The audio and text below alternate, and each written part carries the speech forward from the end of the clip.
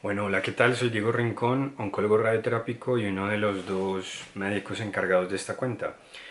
Hoy queríamos hablar un poco sobre la microbiota, un video más bien corto que de manera muy resumida cuenta cuál es la importancia de esta gran herramienta de nuestra salud. Bueno, cuando hablamos de microbiota nos referimos a un conjunto de microorganismos en que hablamos principalmente de bacterias, pero en el que también están organismos como las levaduras o como los hongos. Sin embargo, vamos a hablar principalmente de bacterias. Posiblemente, cuando no, Hipócrates tenía razón cuando hablaba de que prácticamente todas las enfermedades nacían del intestino. La microbiota viene a explicar un poco este concepto. Y es que hablamos de que las alteraciones en la microbiota pueden alterar desde nuestras emociones hasta ponernos en riesgo de tener cierto tipo de tumores específicos. Entonces es muy importante que sepamos sobre este tema. Bueno, pues cuando hablamos de microbiota nos referimos a un grupo de microorganismos que viven en un lugar específico. De esa manera tenemos una microbiota en la cavidad oral, en la piel, en las mucosas y obviamente de la que vamos a hablar, que es la microbiota intestinal. Las bacterias son organismos que han evolucionado desde hace unos 4 billones de años. Eso y el que habiten en prácticamente cualquier lugar del planeta, desde las aguas termales hasta los polos, nos hablan de que pues, son organismos que tienen una gran adaptabilidad y que pues básicamente marcan el ritmo del planeta. Siempre vinculamos a las bacterias con algo negativo. No fue hasta mediados de los 70 cuando se describió que había un grupo de bacterias que podían ser benéficas para nuestra salud. Otro dato importante es que la microbiota o el número de bacterias que tenemos en el organismo es del orden de unos 100 billones de microorganismos. Ese número asusta porque estaríamos hablando casi de la misma cantidad de células que tenemos en el organismo si tenemos en cuenta los eritrocitos. Y si no tenemos en cuenta los eritrocitos, estamos hablando de que la relación entre las células del cuerpo y las bacterias es de 1 a 10. Hay 10 veces más bacterias que células en el organismo. Entonces aparece una nueva pregunta y es cómo han hecho para estar ahí, por qué nuestro organismo no ha hecho nada para rechazarlas. Esto básicamente se explica porque la relación con esas bacterias es de simbiosis. Nos beneficiamos de ellas y a la vez ellas se benefician de nosotros gracias a que les ofrecemos un ambiente adecuado para crecer. Y ahí está el secreto. ¿Cuáles son los ambientes propicios para el crecimiento de las buenas bacterias?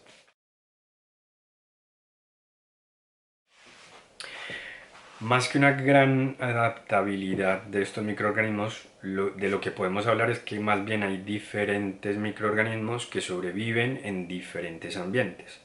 De esa manera es importante que tengamos en cuenta todo lo que afecta a la microbiota. Bueno, pues podemos hablar de que la microbiota la empezamos a formar prácticamente desde el nacimiento. Aunque a veces nos hablan de que en la placenta ya pueden haber microorganismos, no es sino hasta el momento del nacimiento en donde empezamos a fortalecer y a cultivar este tipo de microorganismos. Y es que sabemos que las personas que nacen por parto natural, gracias al contacto con la flora bacteriana de la mucosa vaginal de la madre, pues estas personas tienen una flora más variada que aquellos que nacen por cesárea.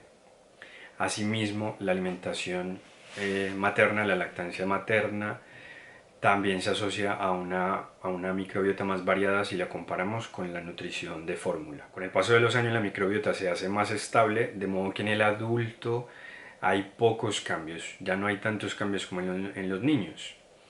Sin embargo, sí que hay una variabilidad entre cada individuo. Podríamos hablar que cada persona tiene una microbiota individual y que esa microbiota lo pone en riesgo de tener ciertas enfermedades o de protegerlo ante ciertas enfermedades y que incluso llega a influir en su forma de relacionarse con el entorno, las emociones, el tener mayor predisposición a la depresión, a la ansiedad. Todo eso parece que tiene que ver con este tipo de microbiota, o sea que estamos hablando de que puede ser como una huella dactilar o como nuestra dentadura, muy individual. Si bien es individual, sí que puede alterarse en momentos puntuales gracias a nuestros hábitos de vida.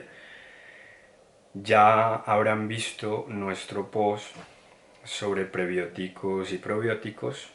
Hablamos de que hay un grupo de alimentos probióticos que lo que hacen es de alguna manera transportar organismos vivos a nuestro intestino.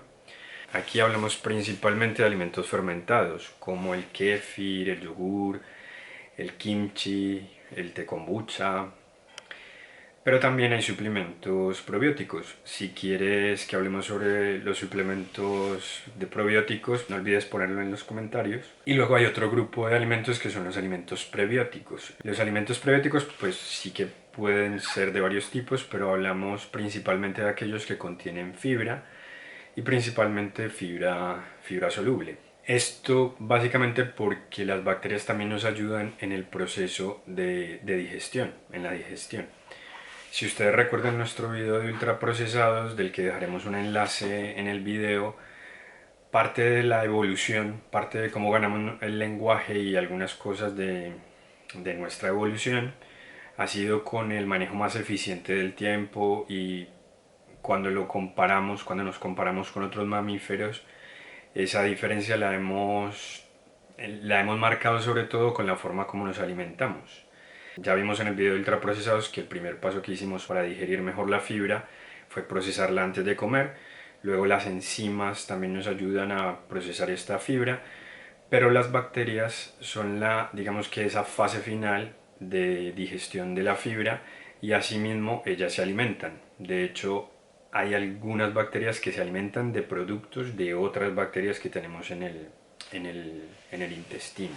Eso quiere decir que hay mucho por aprender, que las bacterias son muchas, hay decenas de miles de tipos diferentes, cada una, cada persona tiene su grupo específico de bacterias y cada una tiene una función específica y una manera de funcionar específica, de modo que nos falta mucho para aprender. Por eso es muy importante también tener en cuenta que hay otras cosas que alteran la microbiota. ¿Cuál queríamos nombrar? Ya como para ir terminando. Los medicamentos. ¿Vale? Los medicamentos alteran la microbiota y lo pueden alterar de una manera significativa.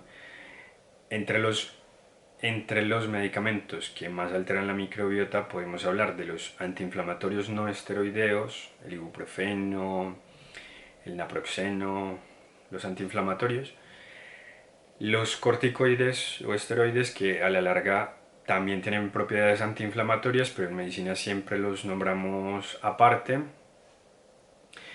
la quimioterapia y los antibióticos. Esto no quiere decir que no hay que usar estos medicamentos, sino simplemente que tenemos que usarlo de manera mucho más racional.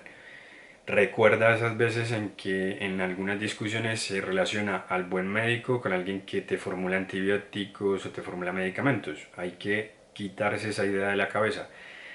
Tampoco hay que tenerle miedo a los medicamentos, simplemente usarlos en el momento que lo necesitemos. Por ejemplo, para las infecciones por virus no es necesario ni es una buena estrategia el utilizar antibióticos, salvo muy contadas ocasiones, pero yo creo que este año nos quedó claro con el coronavirus que los antibióticos sirven para otra cosa. De modo que la microbiota es algo muy importante para la salud, esperamos ir trayendo más videos sobre el tema, es algo apasionante, cada vez hay más artículos sobre el tema. Y esto simplemente era un abrebocas para los videos que vendrán sobre el tema. No olviden escribirnos si les interesa algún subtema en especial.